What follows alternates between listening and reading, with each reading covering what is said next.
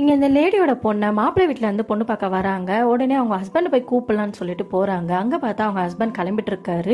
கண்ணாடி முன்னாடி ரொம்ப நேரம் நின்னுட்டு இருக்கீங்களே, என்ன உங்களையா பொண்ணு பார்க்க வராங்க அப்படின்னு சொல்லிட்டு அவங்க கேக்குறாங்க.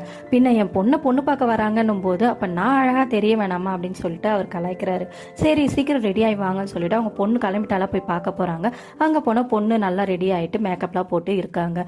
உடனே அந்த பொண்ணு அம்மான்னு கொஞ்சம் வா, நான் உங்ககிட்ட பேசணும் அப்படின்னு சொல்லி கூப்பிடுறா. அவங்க அம்மாவும் என்னம்மான்னா, தயவு செய்து அப்பாவை மாப்பிள்ளை வீட்டு முன்னாடி வந்து நிக்க வேணாம்னு சொல்லுங்க அப்படின்றா. அவங்க அம்மாக்கு ஒண்ணுமே புரியல. ஏமா இப்படி சொல்ற அப்படின்னு சொல்லி கேக்குறாங்க. உங்களுக்கே தெரியும் இது அரேஞ்ச் மேரேஜ் கிடையாது, லவ் மேரேஜ்.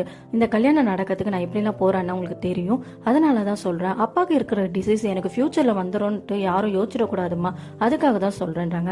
அவங்க அப்பாக்கு என்னன்னு பாத்தீங்களா, வென்டிலகோன்ற ஒரு டிசீஸ் இருக்கு. அதாவது ஃபேஸ்ல பார்த்து வெந்நீர புள்ளிகள் அப்படின்ற திட்டான ஃபேஸ்ல வந்து அவருக்கு இருக்கு. இந்த மாதிரி ஃபியூச்சர்ல வந்து அவருக்கு வந்துடக்கூடாதுன்னு சொல்லிட்டு மாப்பிள்ளை வீட்டுல யோசிச்சிட கூடாதுன்னு சொல்லிட்டு அதனாலதாம்மா சொல்றேன், எங்க அப்பாவை வந்து நிக்க வேணாம்னு சொல்லுங்கம்மா அப்படின்றாங்க. அவங்க அம்மாக்கு அழுகையே வந்தது.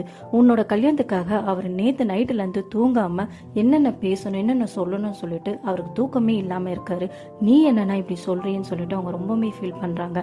அவர்கிட்ட போய் நான் இதை எப்படி சொல்லுவேன்னு எனக்கு தெரியல, நீ வேணா அப்பாவை விட்டு கொடுக்கலாம், என்னால அப்படி விட்டு கொடுக்க முடியாது அப்படின்னு சொல்லிட்டு அவங்க ஹஸ்பண்ட் கிட்ட போய் சைலண்டா உட்காராங்க. என்னாச்சு அப்படின்றாங்க. ஒன்னும் இல்ல, நீங்க மாப்பிள்ளை வீட்டுல இருந்து வரும்போது நீங்க இருக்க வேண்டாம், எங்கேயா போயிடுங்க அப்படின்றாங்க. நான் எங்க போறது, நான் இந்த மாதிரி சொன்னேன்னு சொல்லிட்டு பொண்ணுகிட்ட சொல்லிடுவோம் பாத்துக்கோ அப்படின்னு சிரிச்சுட்டே சொல்றாரு.